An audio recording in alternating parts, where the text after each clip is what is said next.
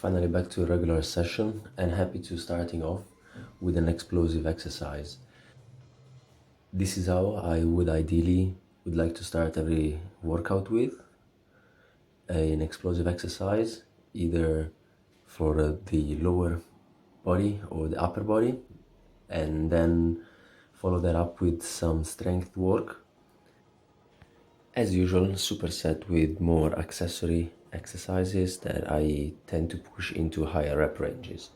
After the jumps, it was time for the Nordic curls, which I believe are a very nice pairing so that you work some explosive front leg movements and you complement that with a more strength focus and knee proofing exercise such as the Nordic curl. I believe that these are two exercises that should really be paired.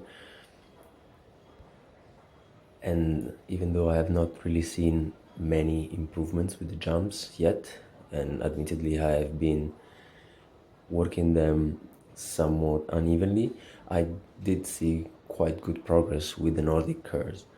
And warming up the shoulder, nothing better than the loo raises. I can use these either at the beginning of a session or later on after I've done some shoulder presses. It's a great way to get some good volume in for the shoulders, and they can actually be pushed to higher reps every day. These are not a strength focus movement as the shoulder presses are. So happy to do a couple of sets every day with a higher rep range. Shoulder presses will actually come after this. This is a bit unusual.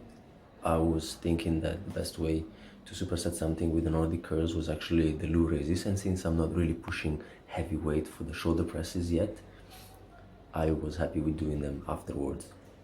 What I think came back to bite me in the ass doing the Nordic curls before the deadlift was that I wasn't actually able to pull 155. So as I pulled 145, I was probably over focused on pressing the legs into the floor, and so I applied the same thing to 155, and that barely budged off the floor. So yeah, I wasn't really happy with that. I was also doing the shoulder presses as mentioned, but I did not record them. Soon I think I will start going for some more heavier weights on those, as I think my shoulder is 95% healed, and I will go to some lower rep ranges, trying to get those weights up again. Quite happy with that. So even though the deadlift wasn't great, there's something to look forward to in terms of shoulder movements and maybe getting some push presses in, so getting some explosive upper body movement as well. Squats were moving all right. I'm not really happy with the bar path. As I look at myself from the back, there's a bit of a lateral shift towards the right as I go down, and the right leg is still not in the best position. I actually noticed, rewatching this 105 coming up next, that for some reason I kind of paused it at the end and I was really struggling to get it back up. But in a sense, that's probably good because I don't think that I was able to pause a 105 before. So there's definitely some strength gain in there. Something to think about going into the next sessions, because I might actually be able, if I can bounce with some stretch reflex at the bottom, I could actually go for 110 soon. That's pretty promising actually. And some back of repetitions with 85 kilos, getting the work in, thinking about those legs.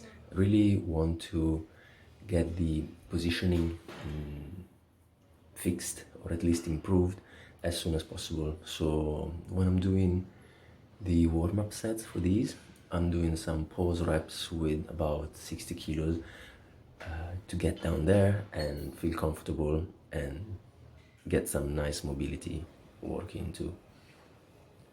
Usual superset with the pull-ups and the dips, just getting the work in.